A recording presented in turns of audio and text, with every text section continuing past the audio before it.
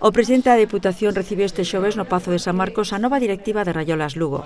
Durante o encontro, José Tomé puxo en valor os 25 anos de traxectoria da Asociación de Pais, Nais e Persoas con trastornos de espectro autista e trastornos de comunicación social, que co seu traballo diario tratan de mellorar, dixo, a calidade de vida dos seus usuarios, buscando a súa plena integración familiar e social.